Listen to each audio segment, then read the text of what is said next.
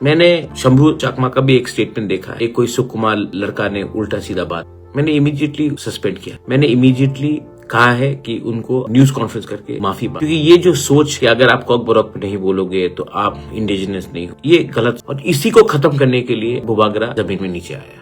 तो आप शंभू चकमा, मैं आपको बहुत प्यार भी करता हूँ, आप मेरे संग मिलते भी हो, अच्छे से बात भी करते हो, आप बहुत अच्छे इंसान भी। मैं आपको एक बात बोलना चाहता हूँ, प्लीज इसको पॉलिटिसाइज मत कीजिए, इससे हम लोग सब कमजोर होंगे, आप भी कमजोर होंगे, मैं भी कमजोर होगा, और ताकत किसी और को। मैंने तो एक्शन लिया ना, 6 घंटे के अंदर मैंने एक्शन लिया, जैसे मुझे मालूम पड़ा, सस्पेंड किया, माफी मंगवाए। आप आवाज उठाइए कि ये जो एसएसपी बोल रहा है कि 3 दिन लगा इनको एफआईआर फाइल करने के लिए, रजिस्टर करने के लिए। मेरी बहन का फोन गया, शंभू अपना एंजल चकमा का पिताजी को खुद वहां पहुंचना पड़ा। उसके पहले तो एसएसपी बोल रहा था कि छोटा सा हादसा है, मिसअंडरस्टैंड। 3 दिन बाद एफआईआर रजिस्टर किया। आज भी बोला जा रहा है कि जो लड़का है वो नॉर्थ ईस्ट का है। नॉर्थ ईस्ट में भाई बोले मणिपुर का है। मणिपुर में उसका फोटो मैं दिखा दूं, वो ना कुकी है, ना मैते है, ना नागा है, कोई अवस्थी नाम है उसका, अवस्थी। तो बोलना कि कोई नॉर्थ ईस्ट से है तो वो इंडिजिनस ही होगा। नॉर्थ ईस्ट में तो बहुत माइग्रेंट पॉपुलेशन रहते हैं। कार्बी आंगलोंग में थोड़े दिन पहले, कार्बी आंगलोंग असम के अंदर, माइग्रेंट पॉपुलेशन ने बोला chinky Karbi go back to China,